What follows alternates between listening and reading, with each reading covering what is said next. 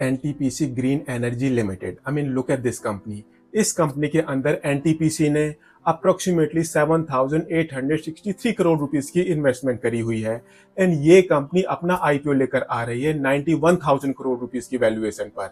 इसको बोलते हैं इनकैशिंग द मार्केट सेंटिमेंट्स। इसके बारे में और बात करते हैं, कहीं मत जाइए, चैनल को सब्सक्राइब कर लीजिए। वीडियो में आगे चलने से पहले क्या आप एक हफ्ते पहले ये इमेजिन कर सकते थे दैट एक सोलर सेक्टर की कंपनी अपना आईपीओ लेकर आएगी एंड उस आईपीओ की डिस्काउंट में लिस्टिंग होगी।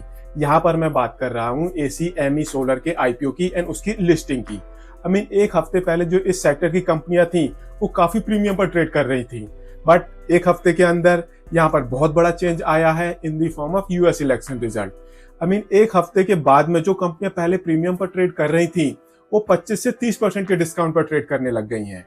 इस तरह का रिस्क होता है जब आप इक्विटी में इन्वेस्ट करते हो या फिर कोई अपना बिजनेस कर रहे होते हो, बट रिवॉर्ड्स भी काफी जबरदस्त होते हैं। आप एनटीपीसी ग्रीन एनर्जी लिमिटेड का एग्जांपल लो। आई मीन जो ये कंपनी है, ये कंपनी अप्रोक्सीमेटली 2.5 साल पुरानी कंपनी है। इन 2.5 सालों में एनटीपीसी लिमिटेड ने इस कंपनी के अंदर अप्रोक्सीमेटली 7,863 करोड़ रुपीस की इन्वेस्टमेंट करी हुई है इन the form of equity. Approximately 17,000 crore rupees का डेट लिया हुआ है एंड बिजनेस सेटअप कर दिया। एंड अब ये कंपनी अपना आईपीओ लेकर आ रही है माइंड बॉगलिंग 91,000 करोड़ रुपीस की वैल्यूएशन पर। I mean 7,863 crore rupees. 2.5 सालों में कितनी वैल्यू बढ़ गई इनकी, वो 91,000 करोड़ रुपीस तक पहुंच गई है। आई मीन यहाँ पर मोर देन 11 टाइम्स का return and that too within 2.5 year. ये होता है जब आप कोई बिजनेस करते हो in the form of startup. यहाँ पर आप एक किस्म से इसको वैल्यूएशन का गेम भी बोल सकते हो। आई मीन मोस्टली स्टार्टअप्स वो इसी तरह से प्ले करती हैं। अब बात करते हैं एनटीपीसी ग्रीन एनर्जी लिमिटेड की एंड इसके आने वाले आईपीओ की। सबसे पहले जानते हैं इस कंपनी के बारे में। बेसिकली जो ये कंपनी है, ये कंपनी अप्रैल 2022 में बनी थी। अभी इस कंपनी को इस बिजनेस में अप्रोक्सीमेटली 2.5 साल ही हुए हैं। ये कंपनी एनटीपीसी लिमिटेड जो ऑलरेडी एक लिस्टेड कंपनी है, गवर्नमेंट कंपनी है, उसकी 100% सब्सिडरी कंपनी है आज की डेट में। इन 2.5 सालों में इस कंपनी ने काफी बड़े बड़े प्लांट्स लगाए हैं। इंडिया के 6 स्टेट्स में काफी बड़े बड़े प्लांट्स लगाए हैं एंड बेसिकली जो ये कंपनी है, ये कंपनी क्लीन एनर्जी सेक्टर में ऑपरेट करती है। आई मीन ये कंपनी सोलर एंड विंड से इलेक्ट्रिसिटी जनरेट करती है एंड उसको बेचती है, जहां से ये कंपनी रेवेन्यू जनरेट करती है। एंड अगर हम इस कंपनी का टोटल बिजनेस देखें तो इस कंपनी की जो टोटल रेवेन्यू है, अप्रोक्सीमेटली 93% रेवेन्यू वो इस कंपनी की सोलर इलेक्ट्रिसिटी जनरेशन से आती है। लेस देन 2.5% रेवेन्यू इस कंपनी की वो विंड एनर्जी सेगमेंट से आती है एंड बाकी रेवेन्यू आती है इस कंपनी के अदर सोर्सेज से। ये इस कंपनी का एक ओवरऑल बिजनेस प्रोफाइल है। एंड जो ये कंपनी है, ये कंपनी इंडिया के 6 डिफरेंट स्टेट्स में ऑपरेट करती है।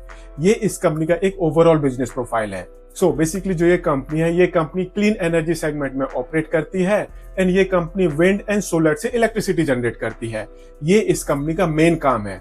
आई मीन सी, अगर आपको विंड से इलेक्ट्रिसिटी जनरेट करनी है तो आपको विंड मिल्स लगानी पड़ेंगी एंड अगर आपको सोलर से इलेक्ट्रिसिटी जनरेट करनी है तो फिर आपको सोलर पैनल्स लगाने पड़ेंगे। वो बड़ी बड़ी फील्ड्स में हो सकते हैं, वो माउंटेन्स वाले एरिया में हो सकते हैं या फिर वो घर की छतों पर भी हो सकते हैं। तो बेसिकली ये इस कंपनी का एक बिजनेस प्रोफाइल है एंड जिस सेक्टर में ये कंपनी ऑपरेट करती है, आज की डेट में इस सेक्टर को सनराइजिंग सेक्टर माना जाता है। एंड अगर कोई कंपनी इस सेक्टर में बिजनेस करना चाहती है तो उस कंपनी को अपना बिजनेस सेटअप करने के लिए काफी ज्यादा कैपिटल एक्सपेंशन करना पड़ता है। आई मीन उस कंपनी को इस सेगमेंट में ऑपरेट करने के लिए काफी बड़ी काफी हैवी कैपिटल इन्वेस्टमेंट करनी पड़ती है।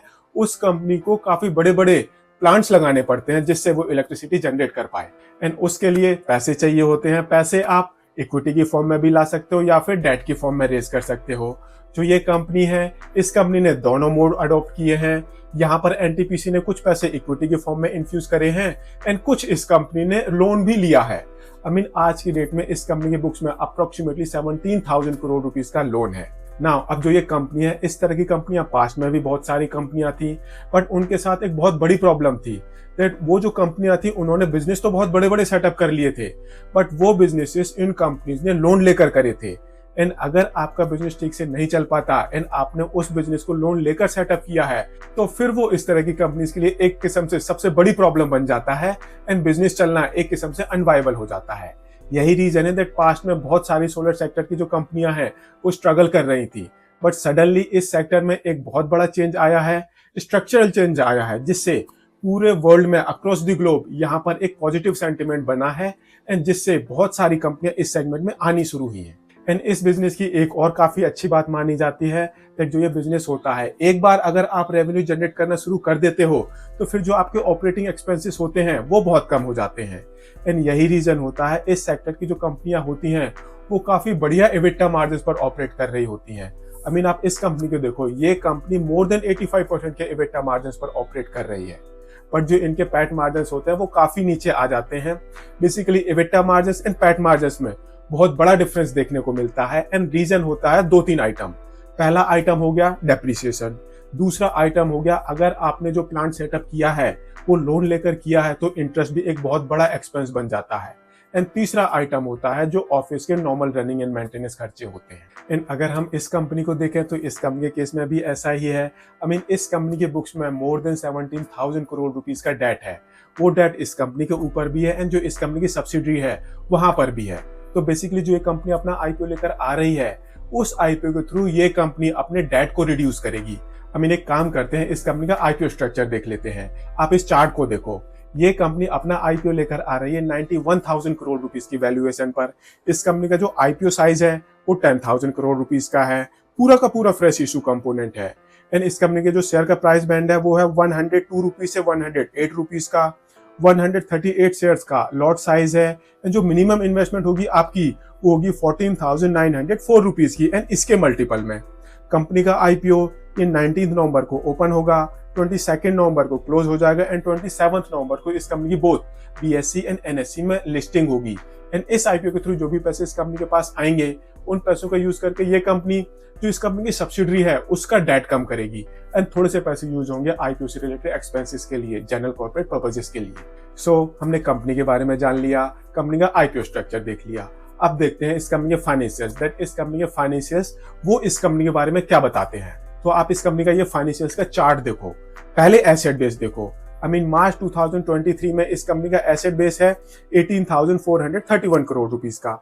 अगले साल ये 27,000 करोड़ रुपीस को क्रॉस कर गया है।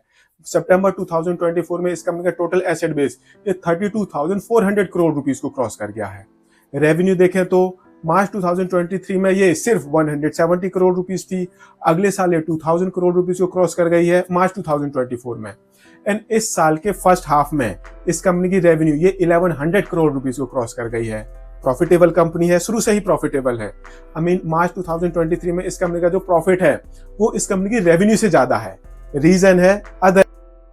एंड ऐसे ही अगले साल इस कंपनी का प्रॉफिट ये है 344 करोड़ रुपीस का। एंड इस साल के फर्स्ट हाफ में इस कंपनी ने 175 करोड़ रुपीस का प्रॉफिट ऑलरेडी कमा लिया है। कैश रिच कंपनी है, अपने ऑपरेशन से भी कंटिन्यूसली पॉजिटिव कैश जनरेट कर रही है। मार्च 2023 में 17 करोड़ रुपए का पॉजिटिव कैश जनरेट करा था, अगले साल ये बढ़कर अप्रोक्सीमेटली 1580 करोड़ रुपीस को पहुंच गया है।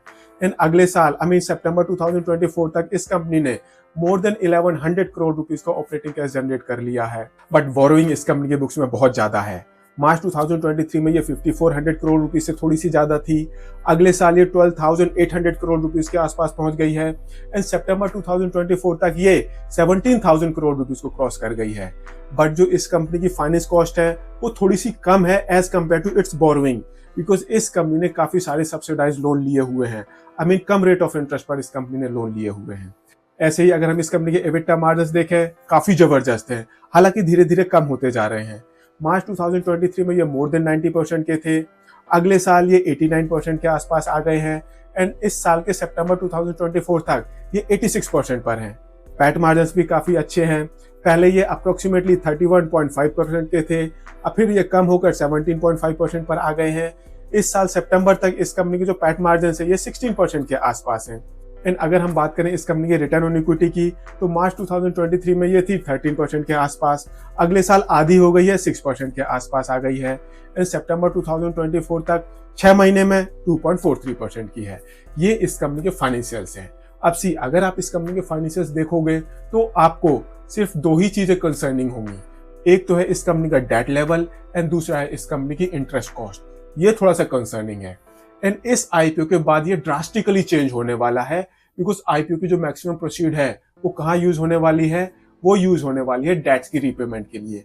तो बेसिकली इस आईपीओ के बाद इस कंपनी की जो फाइनेंशियल पोजीशन है वो काफी जबरदस्त होने वाली है। तो फिर क्वेश्चन आता है, क्या आपको इस कंपनी के आईपीओ को सब्सक्राइब करना चाहिए या नहीं?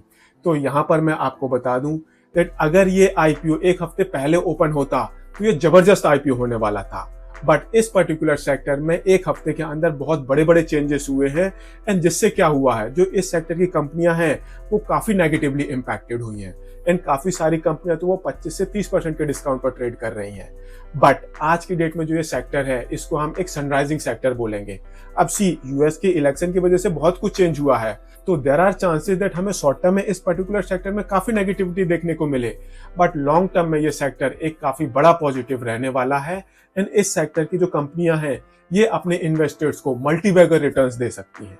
आई मीन आप इस कंपनी को ही देख लो ना, आज की डेट में इस कंपनी ने एक अच्छा बिजनेस सेटअप कर लिया है, प्रॉब्लम है डेट एंड इस आईपीओ के बाद ये कंसर्न भी एक किस्म से खत्म होने वाला है। एंड दूसरा सबसे अच्छी बात क्या है, वो है इनके मार्जिन्स। आई मीन मैक्सिमम जो आपको इन्वेस्टमेंट करनी होती है वो यहाँ पर हो चुकी है, हालांकि और भी काफी कुछ पाइपलाइन में है, बट एक कंपनी के रन करने के लिए, सर्वाइव करने के लिए इस कंपनी ने एक अच्छा प्लेटफॉर्म सेटअप कर लिया है। एंड आप इस कंपनी के एबिटा मार्जिन्स देखो, पैट मार्जिन्स देखो, जबरदस्त है, ऑपरेटिंग कैपिटलाइजेशन देखो वो भी जबरदस्त है। तो बेसिकली कंपनी की जो फाइनेंशियल्स है वो काफी सॉलिड है। हाँ, शॉर्ट टर्म में बहुत ज्यादा नेगेटिविटी है, तो अगर आप चाहो तो थोड़ा सा वेट भी कर सकते हो, बट अगर आप उनमें से हो जो ये चाहते हो दैट मुझे इस कंपनी के शेयर आईपीओ में लेना है एंड मैं इनको बहुत लंबे टाइम तक होल्ड करूंगा, तो फिर ये कंपनी आपके लिए एक आइडियल इन्वेस्टमेंट बन जाती है। मैं इस कंपनी के आईपीओ को सब्सक्राइब करूंगा। आप इस वीडियो को एक इन्वेस्टमेंट एडवाइस बिल्कुल मत मानना एंड अपना डिसीजन इस वीडियो को देखकर तो बिल्कुल भी मत लेना। अपना डिसीजन थोड़ा सा सोच समझ कर लेना एंड इन्वेस्टमेंट एडवाइजर से कंसल्ट करने के बाद लेना। हाँ, अगर आपको ये वीडियो पसंद आया हो तो इसको लाइक शेयर जरूर करें एंड चैनल को सब्सक्राइब करें। Thank you.